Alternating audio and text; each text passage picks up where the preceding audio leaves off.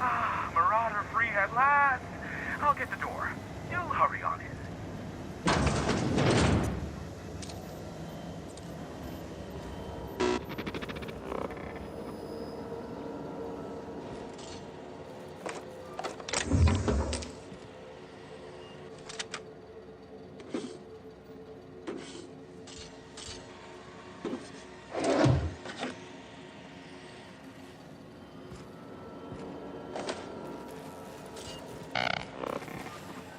Never thought I'd be ecstatic at having the walls painted in blood, but seeing as it's not mine, I'd say this calls for a celebration.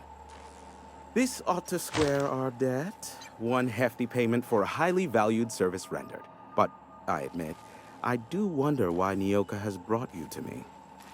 Allow me to pose my question in another manner. Why, in the nebula, are you here?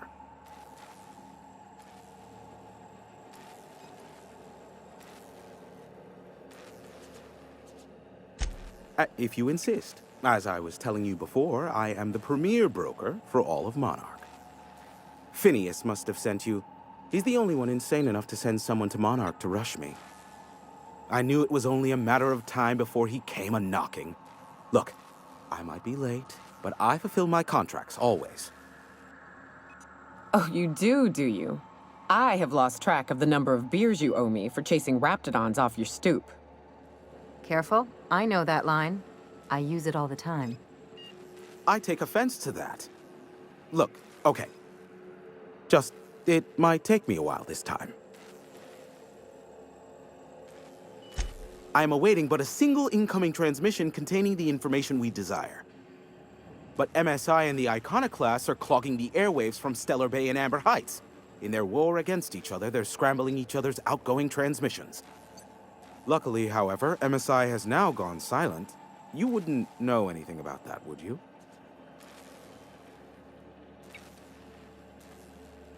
A pity. Seems I have some information on a rogue agent to hunt down. Still, we need to get the Iconoclasts off the airwaves. I will leave the means of that particular end under your discretion.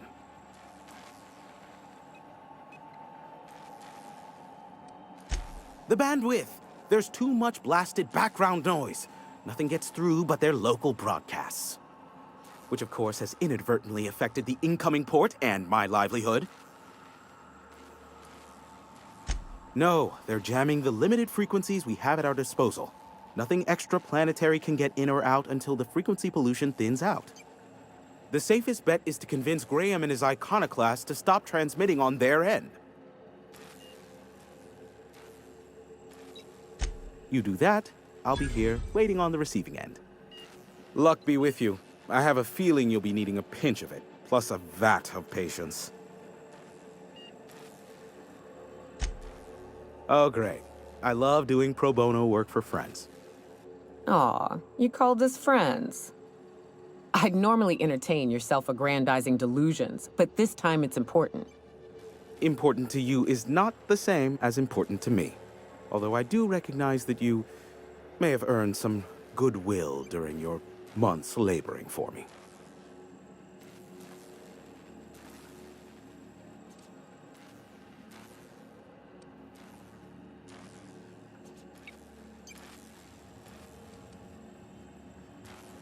Tug on my heartstrings, why don't you? Look, I'll do what I can, all right? Rebecca Hodges and Anders Wadsworth. They took a UDL contract back when Monarch went to shit, and I need to find them. I believe them to be on Terra too. If UDL hired 2 hunters back then, it would have been for creature clearing purposes, round 1 of their Spacer's Choice outposts. These are the coordinates for the outpost under the last UDL contract. Now scram. And, good luck. Is that a trick question? Because to answer it, you'd need to pay me. Of course, I could offer you a vastly more interesting bit of data instead. Try me. Ask me anything you'd like. I'll even offer it for free. We'll call it an exchange for your help with the broadcasts. Ask me what you will.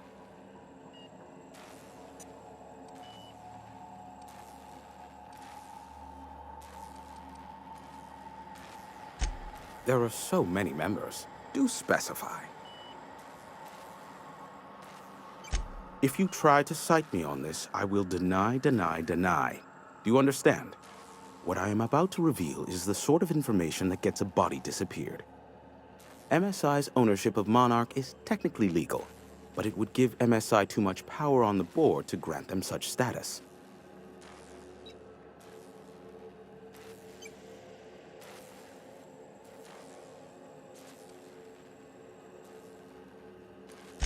That the chairman is politically motivated to keep Monarch from being re-recognized as a legal part of the colony, and his actions as a result are highly illegal. And that is all you will get from me regarding such a deadly piece of data. Luckily for you, I am a veritable font of information. They are a curious lot. Insufferable. And short-sighted, too. What else do you wish to know?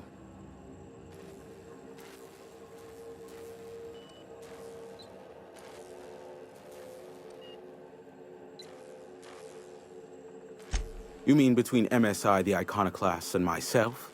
I bet neither of those megalomaniacs told you I was the true mastermind behind Monarch. Back when the colony was still Terra 1 and corporations were abandoning us left and right, I'm the one who approached Sanjar and Graham with the means to our salvation. I offered them a legal way to take control of the planet. If MSI were the only corporation here, they could claim sole ownership.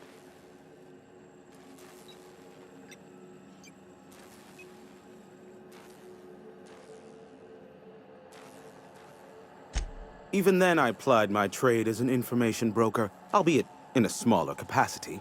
Of course, I demanded an exchange for the data. Thus, the bargain was struck. They could run MSI while I would operate Devil's Peak Station. Unfortunately, relations have soured over time. Competing ideologies.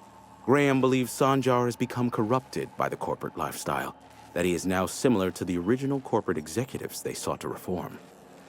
And Sanjar has learned the hard way that Graham is quite morally gray.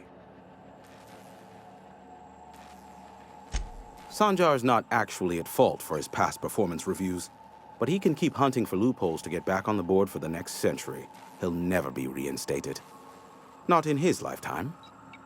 For Nebula's sake, even with the loophole I gave him, he's only in charge of MSI because every other exec died during the massacre at Amber Heights.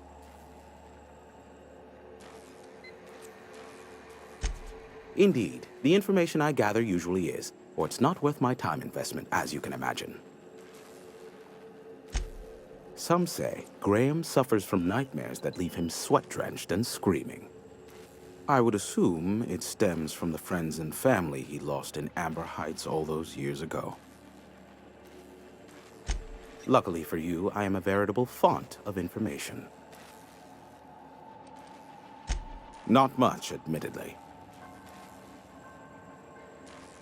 Phineas has been in hiding for the past 35 years. He got in touch with Nyoka first, who I use as a physical go-between. The rest is history. As far as what's between us, I mean. Outside of that, well, that's a raptidon of another color. I do know this much.